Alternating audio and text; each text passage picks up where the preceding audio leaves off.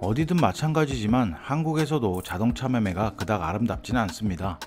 물론 새 차를 사면 깔끔하게 일처리가 진행이 되지만 중고차 매매 시에는 허위 매물, 사기, 차량 결함을 숨긴다든가 이런 각종 여러가지 일로 머리 아픈 일들이 굉장히 많습니다.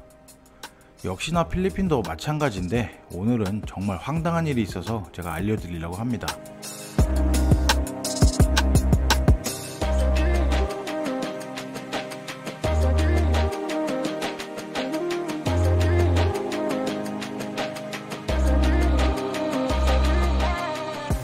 대략 2년 반 전으로 거슬러 올라갑니다. 제가 개인적으로 운행하던 차량을 판매를 했는데요. 근데 신호위반 및 교통법규를 위반했다고 저한테 범칙금 고지서가 우편으로 진짜 졸라게 옵니다. 이게 대체 무슨 일일까요?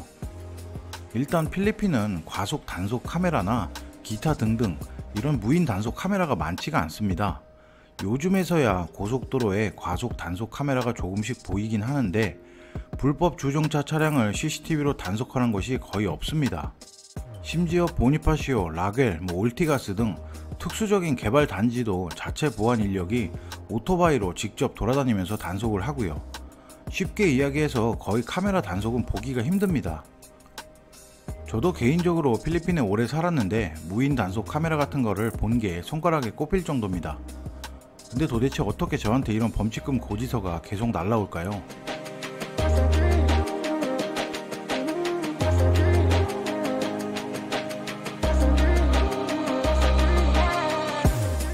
필리핀은 중고 차량 매매가 진짜 쉽습니다.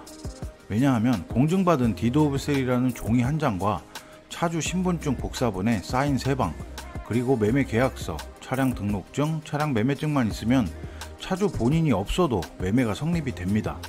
말 그대로 그냥 돈 받고 서류 주고 차키 주면 끝이고요. 물론 서류에 공증 받고 할 건 다 하는데 크게 의미를 두지는 않습니다. 차량 등록 시에 보험도 자차 보험만 필수이고 나머지는 옵션입니다.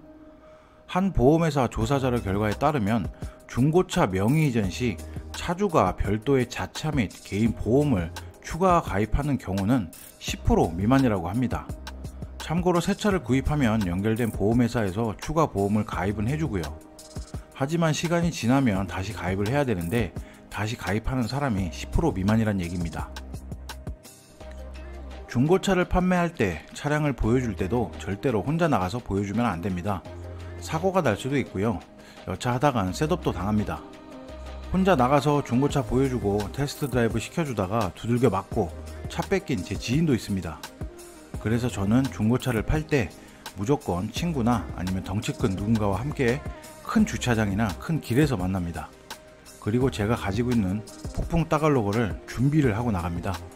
저도 차 뺏기기 싫고 두들겨 맞기 싫으니까요. 아무튼 2년 전쯤에 제가 한국분한테 차량을 넘겼습니다. 절차대로 서류랑 테스트 주행 다 하고 그분은 아주 만족하면서 차량을 인도해 갔습니다. 그러다가 대략 2년이란 시간이 흘렀고요. 그런데 한 달 전쯤 우편함에 이런 게 날라왔습니다. 저는 잘못한 것도 없고 시청이나 관공서에서 뭐가 날라올 일이 없는데 말이죠. 제가 열어보니까 이건 바로 신호 위반으로 무인 카메라에 찍혀서 벌금 4,000페소를 내라고 날라온 고지서입니다. 진짜 깜짝 놀랐습니다. 예전에 한국에서 과속 카메라에 딱지떼던 추억이 떠올랐고요. 근데 여기는 필리핀입니다. 과속으로 경찰한테 잡혀서 톨게이트에서 면허증을 빼앗기는 경우는 저도 많이 봤는데 필리핀에서 무인 단속 카메라라니 가장 먼저 든 생각은 신기했고요. 두 번째로는 이게 왜 나한테 오냐, 저는 이 생각을 했습니다. 원인은 즉슨 차량을 구매해간 사람이 명의 이전을 안 해서 아직까지 제 명의로 타고 있다는 겁니다. 물론 차량 구매 시 명의 이전은 필수사항이고 비용도 약 10,000페소 미만으로 들어가고 외국인은 본인이 가지 않더라도 대행을 해주는 업체도 있습니다. 어떤 대행 업체는 전화 몇 통이면 이것도 다 일처리를 해주고요. 그런데 사실상 많은 중고차를 구매하는 사람들이 명의 이전을 잘 안하고 타다가 그냥 또다시 되파는 경우가 상당히 많습니다. 명의 이전 안하는 거는 나중에 차를 다시 팔 때 벌금을 뭐 조금 내면 되니까 명의 이전 비용을 아끼려는 사람도 있고요. 뭐 귀찮아서 안 하는 건지 이유는 모르겠으나 뭐 아무튼 이런 경우를 굉장히 많이 봤습니다.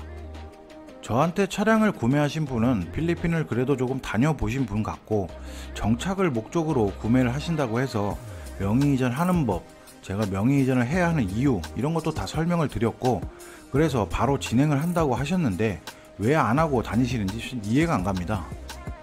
그 당시에 옆에 친구라는 분이 필리핀에 오래 살아서 뭐 가르쳐주고 다 한다는 것 같던데 진짜 안타깝습니다.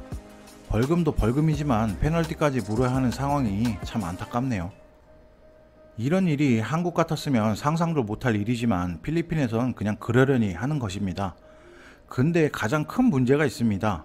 아직 내 명이라는 거는 차가 내 거란 얘긴데, 이 차량이 만일 나쁜 곳에 연루가 된다면 진짜 귀찮은 일이 생깁니다. 내 명의로 된 차량으로 타고 다니면서 어디서 뭔 짓을 할지를 모르니 상당히 찜찜하다는 겁니다. 물론 저는 관공서에 찾아가서 매매 서류, 그리고 차를 가져가신 분 신분증, 차량 판매에 관한 서류를 다 보여주고 정리할 서류를 보여주면 다 해결이 됩니다. 만약에 내 명의의 차량으로 나쁜 짓을 한다든지 뭔 사건에 연루가 된다든지 하면 이건 진짜 생각만 해도 귀찮고 머리가 아프네요. 그래서 저는 마닐라 교통통제국에 해당 고지서와 차량 구매자 신분증, 면허증, 공증받은 서류를 다 보냈고요. 그러다가 며칠 전에 고지서가 또 왔습니다.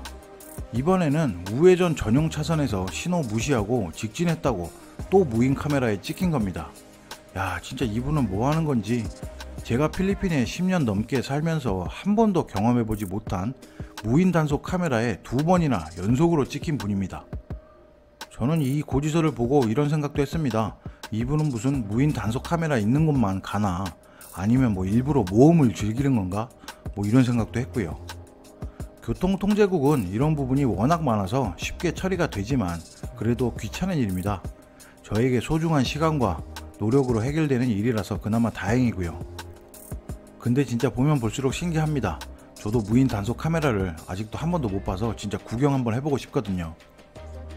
참고로 차량을 구매한 이분은 차량을 다시 팔 때 문자로 LTO 차량 조회를 하면 범칙금이 부과되어 있는 상황이라서 이 돈을 납부하지 않으면 차량을 팔 수가 없습니다. 과연 이걸 알고 이러는 걸까요? 필리핀도 이제는 도로에 카메라가 점점 많아지고 있는 추세입니다. 몇 년 전까지만 해도 위반 조금 해도 그냥 길 위에서 해결할 수 있는 케이스가 많았는데, 이제는 교통체증이 심각한 구간이나 상습 정체구역, 아니면 뭐 위반지역, 고속화도로는 카메라가 설치되고 있어서 제한 속도나 신호 무시하고 운전하는 시대는 끝났습니다. 필리핀도.